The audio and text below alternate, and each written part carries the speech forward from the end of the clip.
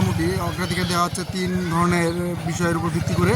তো তাদের নিজস্ব একটা আপনার ভোটার আইডি কার্ড থাকতে হবে এবং স্থানীয় ভোটার হতে হবে এবং ভাতাভোগী যেহেতু নারী, ওনার নিজস্ব আইডি দিয়ে নিজস্ব সিম থাকতে হবে এবং সিমে অবশ্যই একটা অ্যাকাউন্ট থাকা লাগবে, সেটা যে কোনো অ্যাকাউন্ট হতে পারে। এই শর্তের উপর ভিত্তি করে আমরা মূলত জরিপ কার্যক্রম পরিচালনা করতেছি।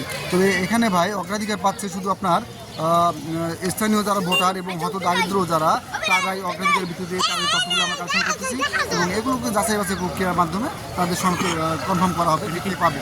পুরুষ না, এখানে হচ্ছে শুধু মহিলারা। যদি একটি ফ্যামিলিতে দেখা যাচ্ছে যে 5 জন সদস্য থাকে এবং 5 জন সদস্যের মধ্যে প্রধান যিনি নারী থাকবেন তিনি এই ফ্যামিলি কার্ডের আওতায় থাকবেন বা এখানে তার নামে ফ্যামিলি কার্ডটা ইস্যু করা হবে।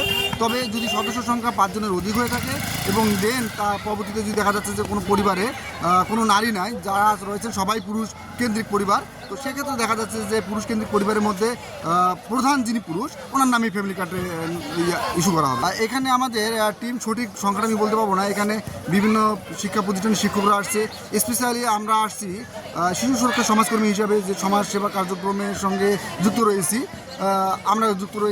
আমরা বিভিন্ন জেলা থেকে আমাদের ঊর্ধ্বতন কর্তৃপক্ষের নির্দেশে এবং আদেশে আমরা চলে আসছি, এসে আমরা এই কাজগুলো করতেছি এবং এর সঙ্গে যুক্ত রয়েছে বিভিন্ন শিক্ষা প্রতিষ্ঠানের শিক্ষকরা রয়েছেন এবং বিভিন্ন সরকারি দপ্তরে কর্মকর্তারা রয়েছেন। মোটামুটি আমাদের সর্বশেষ পর্যন্ত জরিপের আওতায় কেউ না আসা পর্যন্ত যদি আমরা জেনে থাকি যে সর্বশেষ পর্যন্ত জরিপের আওতায় আসতে পারিনি, এখনও অনেকে বাকি আছেন, তো কনফার্ম করার পরেই আমরা আসলে কার্যক্রম শেষ করবো। যদি প্রয়োজন লাগে হয়তো আরও 2-1 দিন সময় দেওয়া যেতে পারে।